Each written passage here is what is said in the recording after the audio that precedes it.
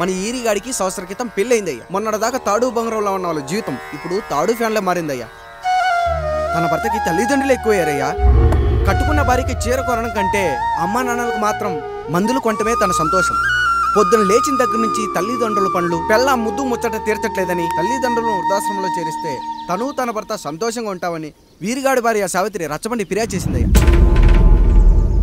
చూడమ్మా, ప్రతి స్త్రీ జీవితం 3 ఆకులతో ముడిపడి ఉంటుంది. పెళ్లిల్లో మావిడాకులు, శోభనం గదిలో తమలపాకులు, ఆ తర్వాత భర్తతో విడాకులు. మావిడాకులు గుమ్మానికి కట్టొచ్చు, తమలపాకులతో కిల్లీలు కట్టొచ్చు, కానీ విడాకులతో కాపురాలను కట్టలేమమ్మా, కట్టలేం. నన్నేం చేయమంటారు? నాకంటూ కోరికలుండవా? భర్తతో సరదాగా ఒక్కదాన్నే గొడవ పడాలని, ఆయన కష్టపడి అలిసొస్తే పక్కింటి వాళ్ళ కబుర్లన్నీ చెప్పాలని, వచ్చిన జీతం మొత్తం చేతికిచ్చాక నేనే 10ో 12కో చేతిలో పెడితే ఆయన కళ్ళల్లో ఆనందం చూడాలని నాకనిపించదా? ఎంతసేపు అమ్మా నాన్న అంటూ వాళ్ళ కొంగు పట్టుకుని తిరగడమే తప్ప నా పైట పట్టుకుని తిరిగిందే లేదు. నాకు విడాకులొద్దు, నా భర్త నాకు కావాలి. ఎరా, నీ భార్య చెప్పింది విన్నావుగా, ఏమంటావు? అయ్యా, మీరు నా వైపు కూడా ఆలోచించండి అయ్యా. 9 నెలలు నా తల్లి కష్టపడి కన్నీ పెంచితే 20 ఏళ్ళు నా తండ్రి నన్ను పోషించాడు. నిన్నగాక మొన్న వచ్చింది. ఇది మమ్మల్ని విడదీయాలంటే ఎలాగయ్యా? నాకు నా పెళ్ళం కంటే నా తల్లిదండ్రులు ఎక్కువయ్యా. మరి పెళ్ళెందుకు చేసుకున్నావురా? అక్కుల్లో పనికెళ్తుంటే అక్కడ మెస్ భోజనం పడట్లేదయ్యా. పెళ్ళామంటే పని మనిషి అనుకుంటున్నావారా? అసలేమనుకుంటున్నావురా? ఆడదంటే నీకంటే చిన్నదవుతే చెల్లవుతుంది, పెద్దదైతే అక్క అవుతుంది, పెళ్లి చేసుకుంటే భార్య అవుతుంది, ఆ తరువాత తల్లి అవుతుంది.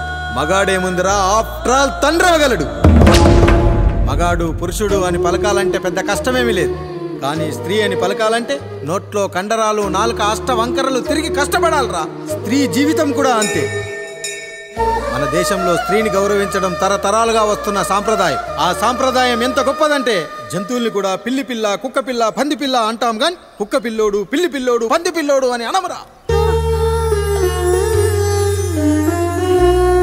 అంత గొప్పదిరా మన సాంప్రదాయం. మీరు ఎన్నైనా చెప్పండి, దాన్ని ఏలుకోవటం నా వల్ల కాదయ్యా.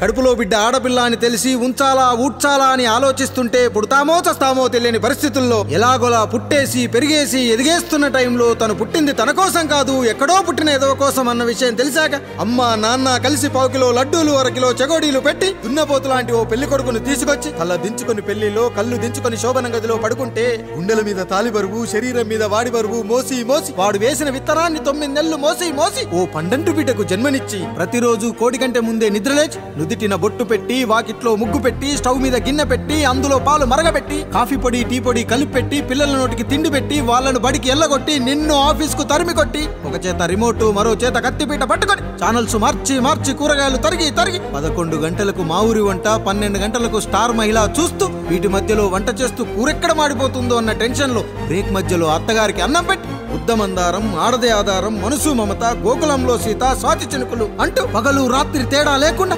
సీరియల్లో సమస్యల్ని తన సమస్యలుగా భావించి బరువెక్కిన గుండెతో అలిసొచ్చిన భర్తకు గుప్పెడంత మాడిపోయిన ఉప్మా పెట్టి అప్పుడు తిని పడుకుంటుందిరా. అదిరా ఆడదంటే. అలాంటి నీ భార్యను వదిలేస్తానంటావా? Bloody fool!